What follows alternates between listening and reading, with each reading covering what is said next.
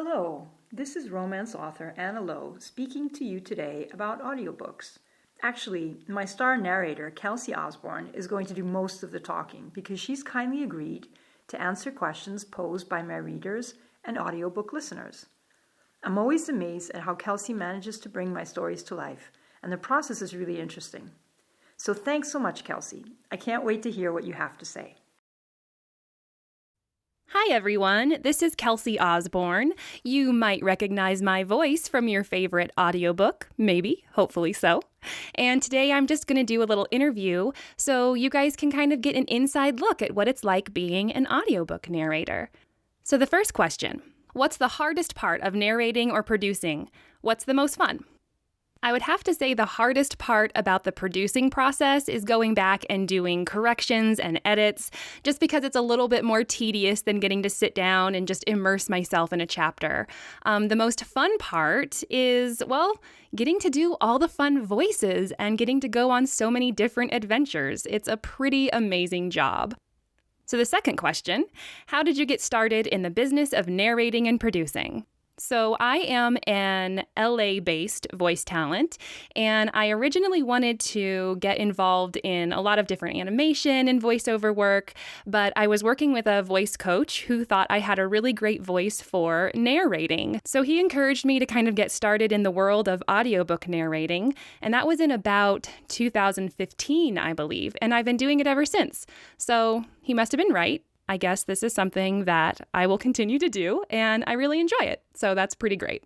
What makes you determine what books you want to narrate? So aside the obvious answer of sometimes you just gotta pay some bills, what makes me determine what books I want to narrate usually has to do with just sort of the overall mood of the books. I'm a big fantasy dork, so I like narrating books that exist in fantasy worlds or worlds where there's magic and adventure.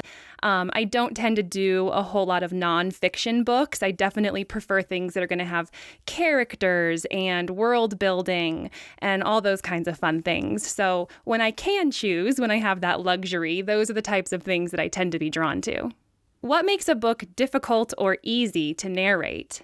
One of the things I notice the most is if I'm working on different books at the same time, especially if they're written by completely different styles of authors, is it can be a little bit tricky to go back and forth between different writing styles.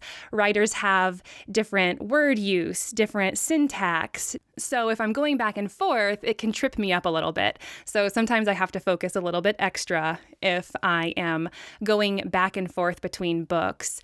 How much do you read in a take, and how many reads does it take to get it right on average? So this can vary a lot, depending on if it's an author that I have worked with a lot before. You do tend to kind of become familiar with people's writing styles, and so I can end up reading several pages in one take, if that's the case, if I'm really familiar with a writing style. If I'm working on a book for somebody completely new that might have a different writing style than like my own personal speaking style, like they have different syntax and things like that, then I might end up having to take a couple more takes, go back, redo things, just to make sure that it's absolutely right. So it varies a lot. It also can depend on what's going on in the chapter. If there's a lot of dialogue where I'm switching between a lot of characters, sometimes it helps to actually do different takes for the different characters, so that I have a chance to really get my voice into the right place. Another time I might need to do extra takes to get a chapter right is if there's a lot of action or excitement happening in a chapter. If I'm speaking really fast or really forcefully, that can trip you up as well a little. So you might have to do extra takes in that instance. But it kind of depends. I can usually get a good amount done before I have to start a new take. But again, that's just because I've been doing this for a while, and that's not always the case. Sometimes I trip up and I have to do extra takes, but that's not a big deal because it all gets edited down in the end to perfection, which is what we love. Do you read from a book or a script with larger print to keep the words straight? So I read on my computer. I usually end up reading off of a PDF manuscript of the book. And the reason that I do that is just because PDFs are easy to scroll in the background of your computer. So that way I can be on my DAW, which is the software program that I use to record all my audio. I can still see that and monitor that while still having my script in the background. The other reason I don't use a physical book is because the page turning actually will make a noise that can get picked up by your microphone. So the quieter your process can be, the better for your audio. So I always read on my computer. I don't have to usually make the words larger, but there are times when I have had to do that just because maybe there's a lot going on in the chapter and I just really, really want my eyes to be able to focus on what's going on. But for the most part, it's just a script that I read off of my computer. Do you read the book in advance for things like foreign words, odd names, locations, etc., or is that something you ask the author? So this can vary depending on the book and also the author. There are definitely times where I like to go through the book so I can kind of just understand where the overall story arc is going. That helps me to, plant little clues in the way that I'm reading the audio that, maybe this person isn't to be trusted after all, or, maybe this special object is going to be significant later on in the book.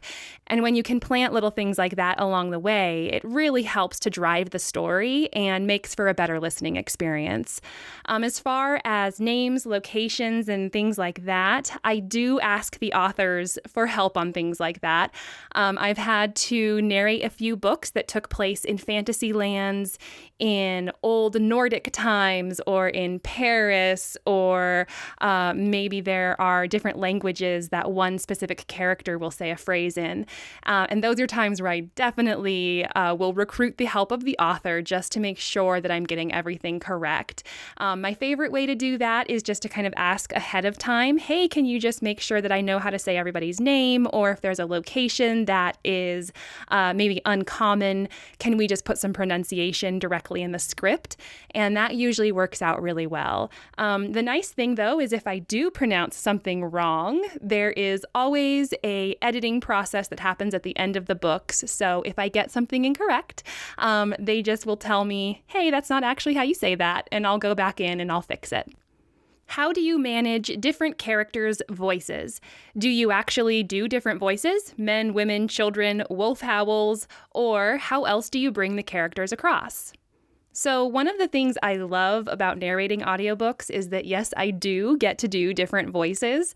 I'm kind of a character actor at heart. I love coming up with characters, a weird kooky fairy that needs a strange voice, or a grumpy butler who needs to have a certain gruff to his voice. I love it. I love trying to come up with unique ways to bring characters across for listeners. I also, because I am a trained voice actor, I do my best to differentiate between the men and women as well as children. And yes, I have been known, in fact, to do a wolf howl or two, which is great. I love it. It's super fun, and I know listeners enjoy it. I find the best way to usually differentiate different characters, other than just kind of the obvious changing in the timbre of a voice between a man and a woman, is I do try to really bring across the emotion behind the dialogue. I try to have a good understanding of a character's motivations or of a character's personality so that when they're speaking, their personality is coming through in the dialogue. So even if the sound of the voice is a little similar to a different character's voice, you can tell them apart because their motivations, their personalities are different. So yes, I like doing voices, and I'm not opposed to a wolf howl here or there. And that is my interview on what is it like narrating and producing audiobooks. I hope I answered maybe some common questions that you yourself had about the process. And until you hear my voice next time, thank you so very much for all of your loyal listening. And I can't wait to tell you another story. Have a great one. Thanks. Thanks, Kelsey. That was really interesting. And thanks, everyone, for listening. You can find all the Anna Lowe books Kelsey has narrated under the audio tab at www.annalowebooks.com. See you there.